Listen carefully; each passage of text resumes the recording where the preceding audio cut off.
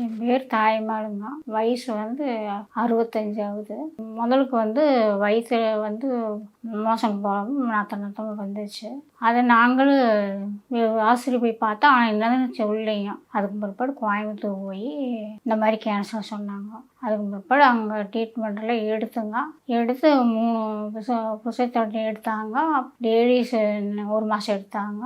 அதுக்கு எல்லாம் கரைஞ்சிருச்சு. கரைஞ்சதுக்கு பிற்பாடு ஆப்ரேஷன் பண்ணணும் அப்படின்னு சொன்னாங்க. அங்கே எங்களுக்கு பயமாக இருந்தது. பண்ணுறக்கு உடம்பு தாங்காது, 6 மாதம் ஆகும், நல்லா இருக்கும், மறுபடியும் ஆப்ரேஷன் பண்ணணும்னு சொன்னாங்க.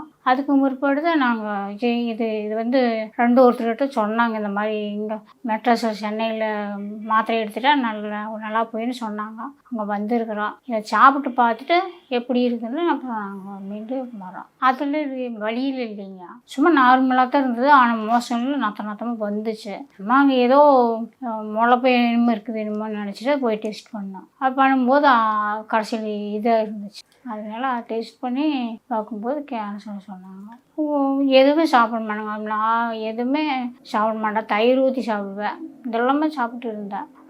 முதலுக்கு வந்து சாப்பாடெல்லாம் எனக்கு சர்க்கரை இருக்கிறதுனால எதுவுமே சாப்பிட தோணாது. நார்மலாக இருந்துக்கு உடம்புச்சுக்கு.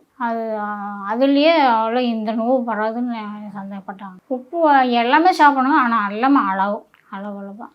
எதுவுமே காரங்கள் துளி இல்லை. மிளகு மட்டும் 2 போட்டு சாப்பிட்டுக்கிறது. இங்கே 2-3 நல்லா பத்தியமாக சாப்பிட சொன்னாங்க. நல்ல உணவாக இந்த மாதிரி தயிர், மோர் இதெல்லாம் சாப்பிட்லாம். அப்புறம் ராகி, கேவுரு எல்லாம் சாப்பிட சொன்னாங்க.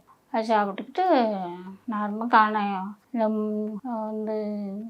மட்டன் கிட்டனா எல்லாம் எதுவும் சாப்பிட வேண்டாம், முட்டையும் கூட சாப்பிட சொன்னாங்க.